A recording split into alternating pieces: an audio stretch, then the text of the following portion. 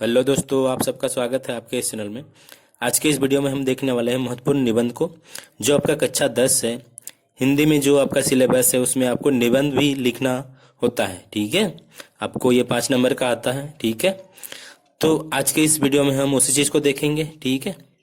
तो वीडियो में बने रहिए, वीडियो को लास्ट तक देखिएगा। आइए चलते हैं। आज का हमारा टॉपिक रहेगा समय, समय को लेके, ठीक है। समय अमूल्य धन है। तो मैं आपको दिखाता हूँ वो क्वेश्चन, ठीक है। तो आपको 3 गो दिया हुआ रहेगा सभी, मतलब 3 पॉइंट दिया हुआ रहेगा, ठीक है। किसी और के बारे में, मान लीजिए यहाँ पे मैंने समय के बारे में बताया है, ठीक है। समय अमूल्य धन है। हो सकता है आपको परोपकार के बारे में लिखने को कहे या फिर प्रदूषण के बारे में लिखने को कहे, ठीक है। तो मैंने अभी आपको समय अमूल्य धन है इसके बारे में बताया, ठीक है। तो उसमें आपको संकेत बिंदु दिया हुआ रहेगा, उसमें आपको इस पॉइंट के बारे में लिखना होगा। समय जीवन है। दूसरा पॉइंट है आपका समय का सदुपयोग। तीसरा पॉइंट है उचित समय पर उचित कार्य।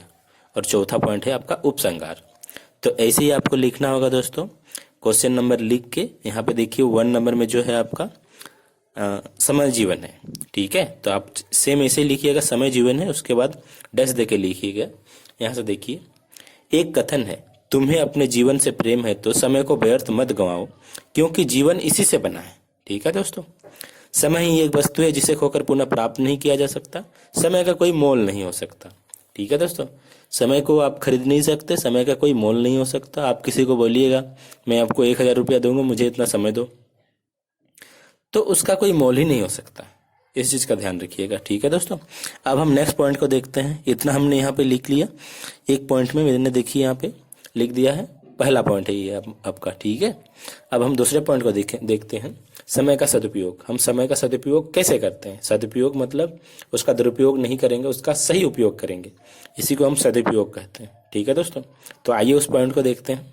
से समय का सदुपयोग लिख के डैश दीजिएगा आप, ठीक है। और लिखिएगा, समय का सदुपयोग का अर्थ है उचित समय पर उचित कार्य कर लेना, ठीक है दोस्तों। जो लोग समय को टालते रहते हैं वो अपने जीवन के लिए जंजाल खड़ा करते चले जाते हैं। जो व्यक्ति समय का सदुपयोग नहीं करता उसको बाद में पछतावे के सिवा कुछ नहीं मिलता, ठीक है दोस्तों। आप देखिए, अभी आपको पढ़ने का टाइम है, अभी नहीं पढ़िएगा, एग्जाम होने के बाद पढ़िएगा, तो फिर तो आपको क्या फायदा। जो चीज़ एग्जाम में आएगा उस चीज़ को पढ़िएगा तब ना आपको फायदा है, तब तो वो आप एग्जाम पास कीजिएगा, टॉप कीजिएगा या फिर फर्स्ट कीजिएगा, जो भी हो।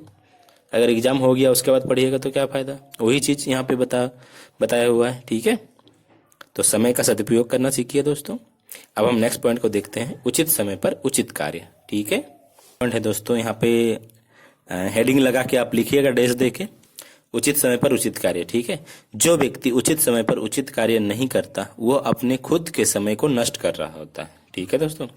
जो इंसान समय को नष्ट करता है, एक दिन समय उसको नष्ट कर देता है, ठीक है। आप अभी आपका टाइम है, अभी आप कुछ नहीं कीजिएगा तो एक दिन ऐसा समय आएगा जब आप नष्ट हो चुके होंगे, ठीक है। आपके पास कुछ नहीं होगा, ठीक। एक दिन उस समय उसको नष्ट कर देता है, ठीक है। समय किसी के लिए नहीं रुकता, वो बस चलता जाता है। जो लोग समय के निकल जाने पर उसके पीछे दौड़ते हैं वे जिंदगी में घिसते पीटते रहते हैं। समय रुकता नहीं, जिसको उसका लाभ उठाना है उसे तैयार होकर उसके आने का इंतजार करना चाहिए, ठीक है दोस्तों। समय किसी के लिए नहीं रुकता, वो अपने टाइम पे चल ही रहा है। आपको बस चाहिए होता है कि समय के साथ चलें, ठीक है। ना तो समय से पहले और ना तो समय के बाद, समय के साथ चलें। इसका कहने का मतलब यही है, उचित समय पर उचित कार्य। अब हम नेक्स्ट पॉइंट को देखेंगे दोस्तों, उपसंहार, ठीक है। आपको बिल्कुल ऐसे ही लिखना होगा जो वहाँ पे आपको पॉइंट दिया हुआ रहेगा। जैसे वहाँ पे 4 को पॉइंट दिया हुआ था ना, उसी प्रकार सेम से मैंने अभी आपको तीसरे पॉइंट तक बताया। अभी हम उपसंहार को देखेंगे, सेम ऐसे ही लिखिएगा, ठीक है। तो अब आइए चलते हैं, हम उपसंहार को देखते हैं अब। तो देखिए यहाँ से दोस्तों, उपसंहार हमारा है, डैश देके लिखिएगा। कहा जाता है समय से पहले और समय के बाद कभी किसी को कुछ नहीं मिलता, ठीक है दोस्तों। इसलिए हमें अपने समय आने की प्रतीक्षा करना चाहिए। अतः हमें समय की महत्ता को समझना चाहिए तथा सारे काम समय पर ही करना चाहिए। इसका कहने का मतलब यही है दोस्तों कि आप समय से पहले और समय के बाद कुछ नहीं कर सकते, ठीक है। जैसे कि मान लीजिए आपको वोट देने का सही उम्र कितना है? 18 है, ठीक है। तो आप 16 में वोट नहीं दे सकते हैं, आपको 18 आना ही होगा उसके लिए, ठीक है। आपको आधार कार्ड में 18 दिखना चाहिए, तभी जाके आप वोट देने सीखिएगा, ठीक है दोस्तों।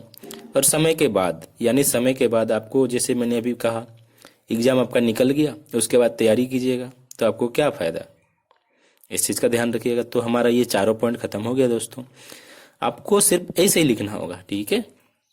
तो मुझे उम्मीद है दोस्तों आपको ये सारी चीज़ अच्छे से समझ में आई होगी, ठीक है। तो आज के इस वीडियो में हमने देखा समय अमूल्य धन है, हम समय को किस प्रकार मतलब सही समय में सही दिशा में लगा सकते हैं, ठीक है। समय किसी के लिए वेट नहीं करता, किसी का इंतजार नहीं करता, ठीक है दोस्तों।